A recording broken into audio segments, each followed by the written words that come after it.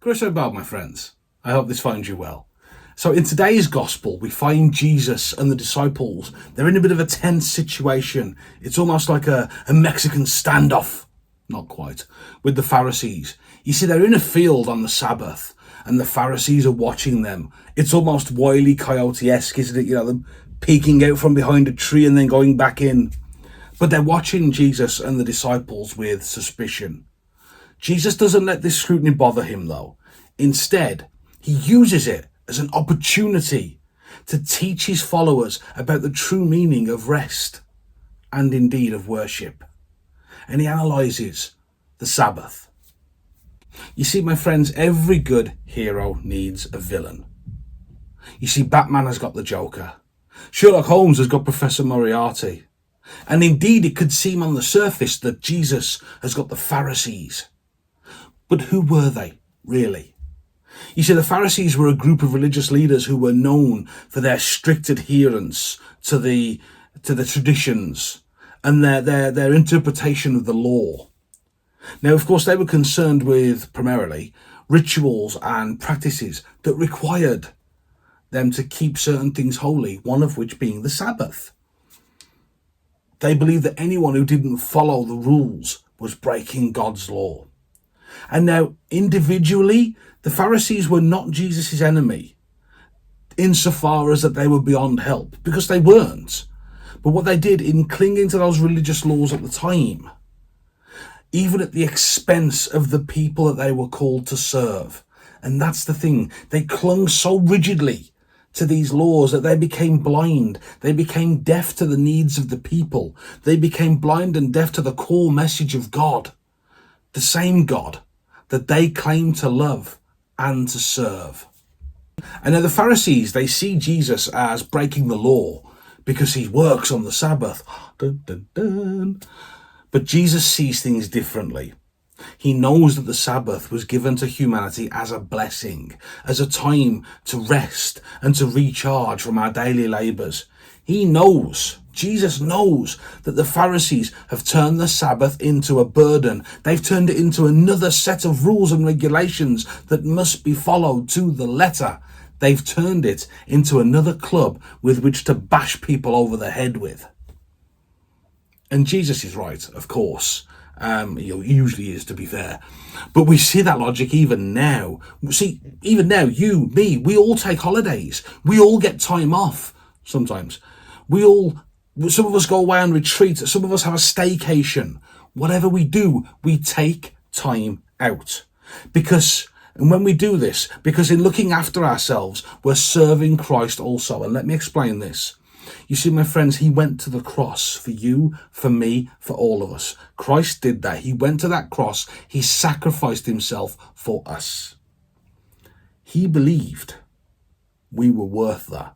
So even when we don't feel like we are, even when we maybe don't think that we're quite what Jesus would go to the cross for, I got news for you, friends, we are. I know. And so when we take this time out, when we take this pause, when we build these breaks and these little oases into our daily lives, what we are doing is we are taking care of that which Christ held so precious. I'm talking about us. What we're doing is we're taking this thing that Christ bled for, i.e. you and me, and we're looking after it. We're being good stewards of ourselves. And we're all guilty of this, myself too. We're all guilty of this. But by taking care of ourselves, we enable ourselves to serve Jesus by being ready, willing and able to meet the needs of the world afresh, to meet the needs of the world alert, and to meet the needs of the world as our true selves, as ourselves that Christ called. Whatever that looks like, remember, it's all ministry. Whatever Christ called us to, that's what we're able to inhabit fresh and as ourselves when we take that time to pause and to look after ourselves. Jesus tells the Pharisees that the Sabbath was always set aside as a day for us to put time into our rest, to put time into our bond with God, to spend time just resting in his love. That's all we need to do on the Sabbath. It's exactly like this today. You see, we've gathered here in this place. You, me, we've gathered here. And we're doing so. This little community we've built up for ourselves here on YouTube. We've gathered today to rest in his love, to gather together and to just be in him. And it's in these moments that Jesus teaches his disciples that there's more to worship than just following the rules. He says that even the priests and the Levites in the temple, they need time to rest and refresh themselves on the Sabbath. He reminds them that humanity was created to live. Humanity was created to be healthy. And that from time to time we need to stop. We need to rest and we need to worship God, not just to mindlessly go on, because what happens eventually is the ritual becomes more important than the meaning. When we get burnt out, when we start to flag, the ritual becomes more than the meaning. And you see, when we connect with our Father authentically, when we connect with our Creator authentically, when we're not just parroting words, when we're not just standing up and going, look at me, aren't I holy? I worked 20 hours this week, or whatever. There's no need for that. Do not talk about how hard you work. Because at the end of it all, we were taught to just do the job and then to rest and to look after ourselves. That's what we're built for. But what's most remarkable about this passage is not what Jesus says. It's what he does. You see, he's accused of being a sinner because he's eating with unwashed hands. He's accused of being a sinner because the disciples are working on the Sabbath by plucking grain. But instead of getting defensive, instead of trying to justify himself, instead of engaging with them in that sense of back and forth argument, Jesus ignores the criticism. And he simply continues to teach, to preach, and to heal, as Jesus is often doing. And this is exactly the same as what we see in the synagogue. There's a man there with a withered hand, and we don't know if he's in pain. I would say it's probably a safe bet, but we don't know if he's in pain. What we do know, though, is that Jesus has compassion for this man, as he does for all of us. And Jesus essentially asks the Pharisees watching him, and I'm paraphrasing here, of course, this is not in scripture, but I'm paraphrasing him, and Jesus asks them, he says to the Pharisees, shall I let him keep suffering just because it's the Sabbath? I'm here now and I can do the good now, or shall I tell him to come back this time tomorrow and let him suffer another day just because? You can imagine the response in that synagogue. Crickets. You see, my friends, the Pharisees, they cannot answer this. They can't.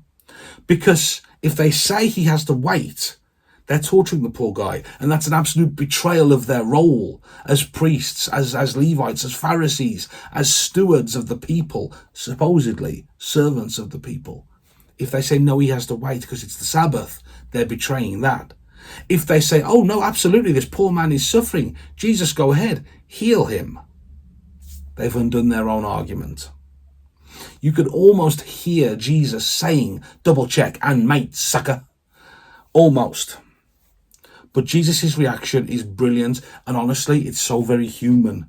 Many of us have been in the exact same situation. We know what we're doing is right, and we know that when we're doing it is right. But someone will oppose us for a very small reason. I can't put it any better than the Gospel of Mark puts it. Mark says, he looked around them in anger and deeply distressed at their stubborn hearts. I can't put that any better.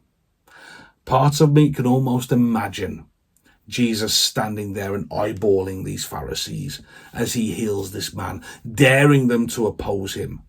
He wants the Pharisees to join him. This is the thing. They individually, they were not his enemies. He wanted them to join him. He wanted them to be with him. He wants them to see that what he's trying to teach them is to be free. But they're so stubborn. They cling to what they've got because they're so afraid to let go of it and reach out for what could be, as many of us indeed are. And in today's gospel, we see the power of Jesus' presence. His presence, you see, my friends, it's not limited by human rules or regulations. He's not bound by tradition or by custom. He's free to move where he wants, when he wants, to teach and heal those who need it. And this is where we can find freedom ourselves. You see, my friends, we don't have to worry about being good enough or about doing enough to be good enough for Jesus. We just have to turn up. This is the beautiful thing.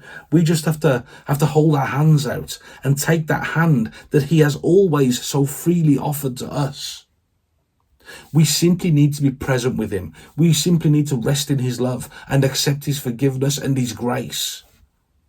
So what does this mean for us today? It means we can stop worrying about whether we're doing enough. It means we can stop worrying about whether we're good enough. We don't have to earn God's love. We don't have to earn his approval through our works. Of course, let me stop you. It doesn't mean we can take our foot off the pedal. We don't get to go, I'm all right with God now. I can give it up. I'll just sit here and have some biscuits. I think the world can do what it likes. It doesn't mean that at all. That's not what it means. What it means is that we are free to do as Jesus did. We are free to do good anywhere and everywhere the situation arises. We are free to do the right thing when the right thing comes.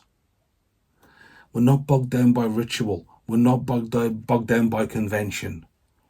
And so as we do this, my friends, we'll find our hearts become filled with joy, filled with peace. I know. But even in the midst of the chaos that exists out there today, and let's face it, friends, this world is fairly chaotic, we find that we're free to live a life that is still, free to live a life that's peaceful, the life that's without fear, that's without anxiety. And it's in this freedom that we can move within the gospel. We can live those values that Jesus tried so hard to teach any and all who would listen. We have that freedom to choose. And so, my friends, I give you this. This is what I'm going to leave you with today. Choose to harvest when we can. Choose to heal when we can. Choose to rest in him and never, ever, ever feel guilty for it. There is so much emphasis placed on working ourselves to death now, and this is not what Jesus wanted. Yes, he wanted us to try. Yes, he wanted us to do as much as we could for him and for our brothers and sisters and for the kingdom. But remember, he also thought we were good enough to go to the cross for. We don't get to go against that. We don't. And so, my friends, never feel guilty for it, because it's all ministry. All of it.